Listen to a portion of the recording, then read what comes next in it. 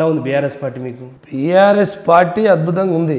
పార్టీకి ఏం లేదు, పార్టీ నిర్మాణం కానీ లేకుంటే పార్టీ అంటే ఈ పార్టీ పుట్టిందే తెలంగాణ నిర్మాణంలో ఒక భాగంగా పార్టీ పుట్టింది. కాబట్టి తెలంగాణలో బీఆర్ఎస్ పార్టీకి ఎటువంటి ఇబ్బంది అయితే లేదు వాస్తవంగా. అంటే ఎందుకంటే విప్లవాలతోని పోరాటాలతోని కేసీఆర్ అనే నాయకుడు ఒక గొప్ప లక్ష్యంతో ఈ తెలంగాణ పార్టీ నిర్మాణం చేయడానికి మరి బీఆర్ఎస్ను టీఆర్ఎస్ తర్వాత బీఆర్ఎస్కి ఏర్పడ్డది.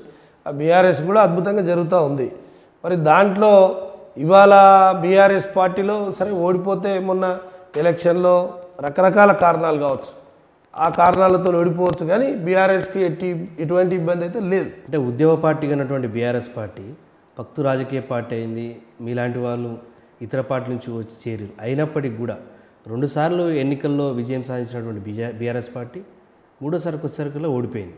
అంటే దీంట్లో ప్రధానంగా బీఆర్ఎస్ పార్టీ వైఫల్యాలు ఉన్నాయని చెప్పేసి మీకు విశ్లేషణ ఉంటుందా, లేకపోతే కాంగ్రెస్ పార్టీ వేవ్ వచ్చింది, కాంగ్రెస్ పార్టీకి ప్రజలు పట్టం కట్టారు, ఈ నేపథ్యంలోనే ప్రస్తుతం కాంగ్రెస్ పార్టీ ప్రభుత్వం ఉంది? అంటే కాంగ్రెస్ పార్టీ ఎప్పుడు కూడా తన విజయాలతోని గొప్పలతో ఎప్పుడు గెలవదు. కేవలం ఇక్కడున్నటువంటిది కొన్ని వైఫల్యాలు, అంటే వైఫల్యాలు అంటే అనేక వైఫల్యాలు లేవు, కానీ ఇక్కడ సరే ఇవాళ పార్టీలో కూడా విశ్లేషణ చేస్తారు, పార్టీలో ఒక చర్చ జరుగుతూ ఉంది. ఎందుకంటే పార్టీ నిర్మాణం సరిగ్గా చేయకుండా కేవలం ఎమ్మెల్యేలే ప్రభుత్వంతో నడిపే విధానాన్ని ఏర్పాటు చేశారు. కాబట్టి ఇక్కడ ఏమైందంటే కార్యకర్తలకును అదేవిధంగా పార్టీకి ప్లస్ ప్రభుత్వానికి కొంచెం వైషమ్యం ఏర్పడ్డది, అంటే గ్యాప్ ఏర్పడ్డది.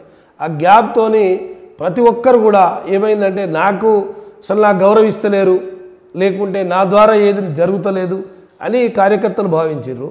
తర్వాత కేసీఆర్ గారు ఏమనుకుంటారంటే ఎక్కడ అవకతవకలు జరగకుండా నేరుగా ప్రజలకు సంక్షేమ అభివృద్ధి కార్యక్రమాలు అందాలనేమో కేసీఆర్ గారి అభిప్రాయం. సరే, ఆ అభిప్రాయం కరెక్ట్ అయినప్పటికీ ఇక్కడ వచ్చేసరికి కేసీఆర్ గారు అనుకున్నటువంటి దానికి విభిన్నంగా కార్యకర్తలందరూ ఏంటంటే మాకు గౌరవం లేకుండా అయిపోయింది.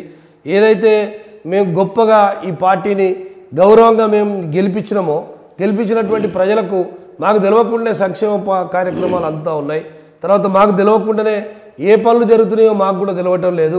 కానీ ఇప్పుడు కాంగ్రెస్ పార్టీ చెప్పినటువంటి అబద్ధ ప్రచారాలు వాస్తవంగా సరే కేసీఆర్ గారి కంటే గొప్పగా చేస్తామని చెప్పినటువంటి మాట కావచ్చు, తర్వాత 2000 పెన్షన్ 4000 చేస్తానటువంటి మాట కావచ్చు, తర్వాత రైతు బంధును ఇంకా పెంచుతామని చెప్పినటువంటి మాట కావచ్చు, తర్వాత 2500 మహిళలకు ప్రతి నెల 18 సంవత్సరాలు నిండగానే మేము ఇస్తామని చెప్పిన మాట కావచ్చు, తర్వాత యువకులందరికీ సరే నిరుద్యోగ భృతి ఓరు ఇస్తా అన్నారు, మన అసెంబ్లీలో ఓరు ఇయ్యనన్నారంటే అది పక్కకు పెడితే ఇవాళ ఫ్రీ కరెంటు 200 యూనిట్ల వరకు ఫ్రీ కరెంటు కానీ, తర్వాత గ్యాస్ కానీ, అంటే ఏదైతే వాళ్ళు చెప్పినటువంటి మాటలు ఏవైతున్నాయో ఎవరైనా ఇవాళ మేము ఇంతకుముందుకు ఎమ్మెల్యేగా చేసినాం, ఆర్థిక ప్రణాళిక ఏ విధంగా ఉందో తెలిసినటువంటి వ్యవస్థ, దాంట్లో ఇవి సాధ్యంగా ఇచ్చినటువంటి అది కూడా ఒక కారణమైంది.